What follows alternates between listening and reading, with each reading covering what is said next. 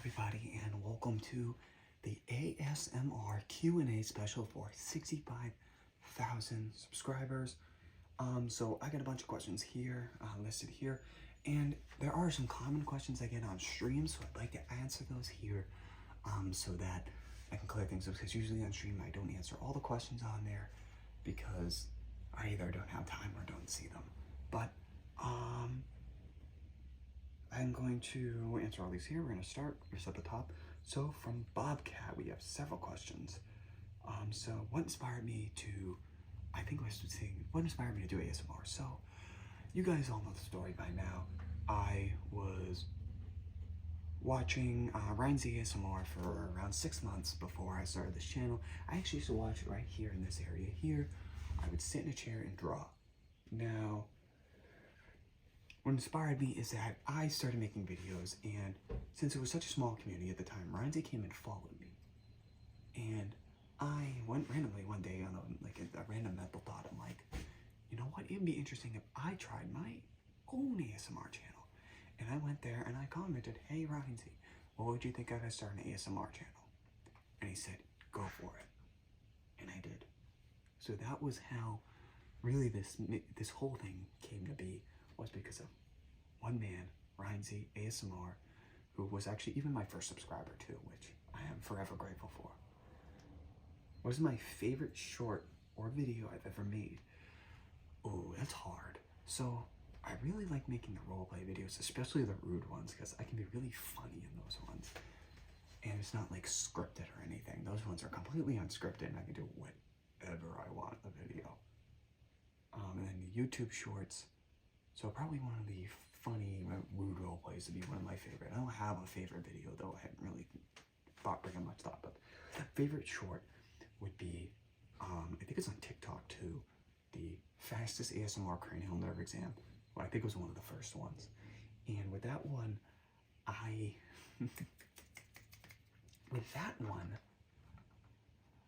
loved the ending of it because everyone thought it was funny. I thought it was hilarious. And I'm just gonna put this out on the desk if you guys don't mind, so I can read it from here and do some triggers for you guys. But with that one, again, I'm like, all right, you're fine, bye. And the attitude, I just loved. So that was my favorite YouTube short so far. Who is my favorite ASMR artist? So I have quite a few. As you guys all know, I absolutely love Ryan's ASMR. I am a die-hard fan of his channel. And another one is actually 3D Sound Studios, which is like a very special ASMR channel. They make like very unique ASMR content. It's like 3D experience. They take the 3D mics, or the UK equivalent, because I think that's where the channel is based. These European equivalent mics, and they make amazing 3D experience videos. Another one is Nandu ASMR. I've been following her for years now. I think 5 or 6 years now I've been watching her channel, and I just love her videos. They're awesome. She does a great job. Favorite song? I don't really have one. I don't really have a favorite song, but I do like listening to a lot of country music. That's like all the playlists I have. Food and show. So I really like this show, Supernatural, on Netflix. I've rewatched it like a million times. I'm actually rewatching it now. And I'd say my favorite food would have to be some chicken dish. Anything really with chicken dish is good. And then our next question is from Malware Maverick. For those of us who might want to make an ASMR content eventually, is there anything we might need to know before taking the jump? Okay, so like I say with all content creators, you have to do your research and you have to know what you're getting into. ASMR is a very, very big field now. It was a lot smaller when I started getting into it, but then after I started getting into it, a lot more people did. There's a lot of small ASMR channels out there, so you're going to have a lot of competition. You have to keep that in mind. You may not grow right off the bat.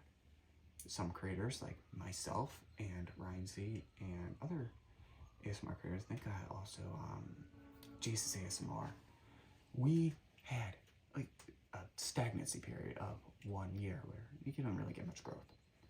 And then after a while, it just takes patience and consistency to basically pull it off. You also have to know that it is an expensive thing to get into.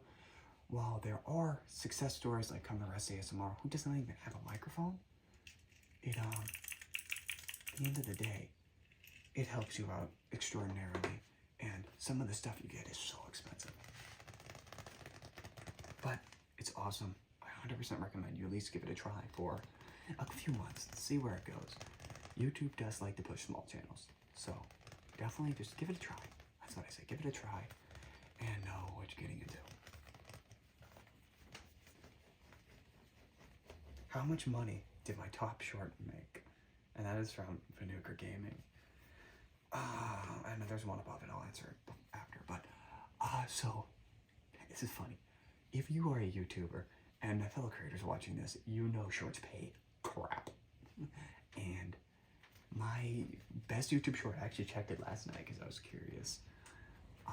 So that the water gloves video, 35,000 views, $5.56.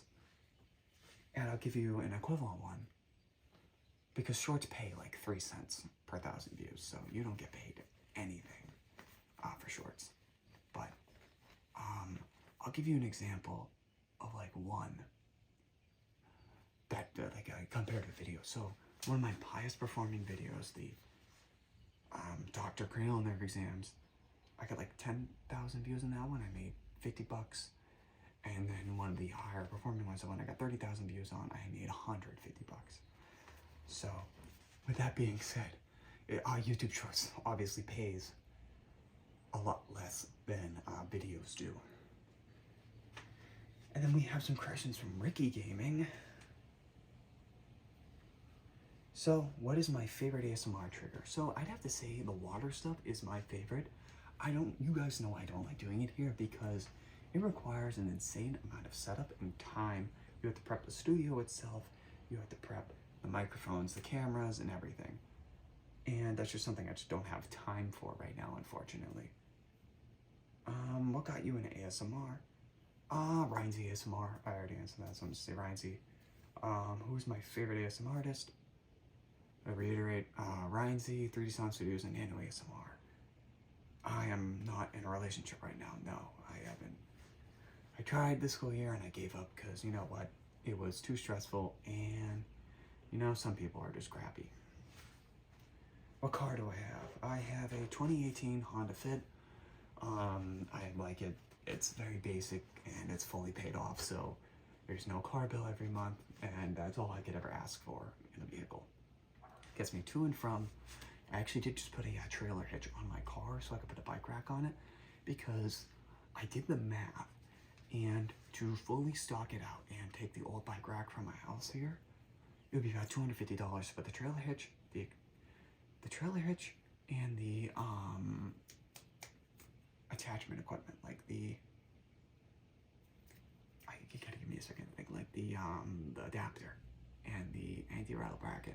That all was a few dollars. It was like $100 less than getting the special made bike rack for my car. And those bike racks, out for the back bike racks, they degrade on your car, they wear your paint down, they make dents after years, so I didn't want to do that. And do I play video games? As you guys know, I don't play them that much anymore, mostly just because I don't have time with work and YouTube. But when I do, I play either Lumber Tycoon or Roblox, which I actually did stream the other day for like 40 minutes. And then I also do play Minecraft occasionally, but I'm not really a hardcore gamer anymore. I have a PC, but I barely use it because honestly at this point, I'm 20 years old, I'm almost graduating college, and I'm more focused on my career than on something that's not going to mean anything in a year. So let's go to the next question.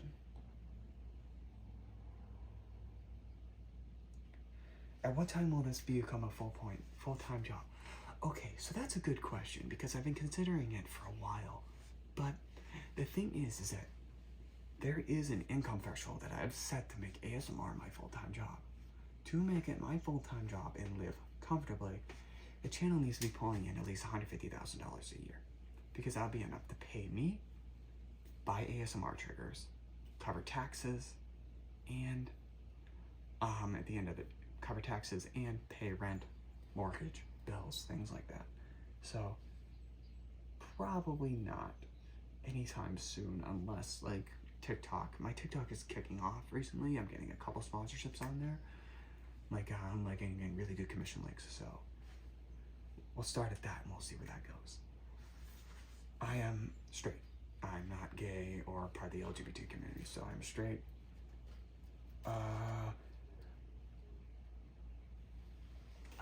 Linear drama. If you didn't do ASMR, what I've done, I might have dabbled in aviation videos, but honestly, ASMR is really the only thing in mind, because I tried gaming. It never really worked out in my favor, because gaming is such an oversaturated community, an oversaturated content pool. You have to be the best of the best or really good at making edits. I tried and I made edits, and some of them did pretty well, but it was like 3 hours of gaming for a 30-second video. It's like, I'm done with that. I did not like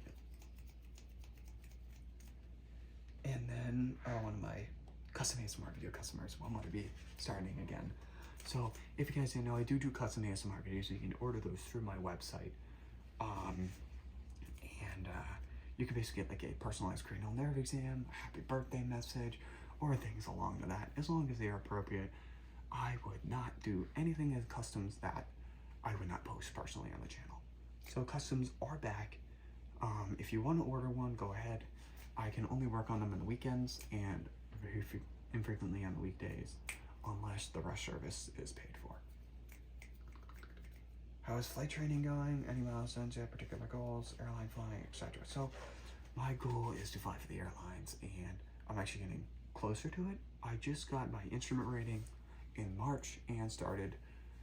I'm almost pretty much halfway through the commercial certificate at this point, which is different than the airline license. So the commercial one allows you to fly for hire. The airline allows you to fly the big jets. But it's going well. Things are slowing down because the school keeps putting more and more restrictions on everything. It's just getting annoying at this point. I cannot wait to be done. Favorite gum. I actually don't chew gum. I don't like it. So I don't really have a favorite one. How many triggers do I even have? A lot. A lot. I have an entire bin full of them. I have what I call the Tingle Tower.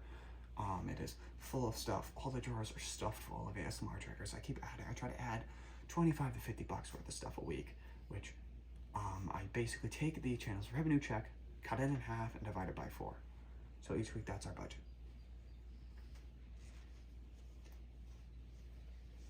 What does it feel like for people who know, like family members know of the channel?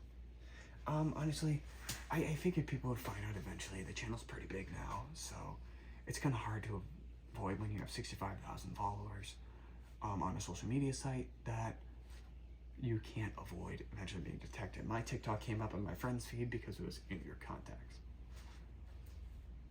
But it doesn't really bother me because everyone's actually pretty fine with it, because it's a very successful business of mine now, which I'm really, really happy about.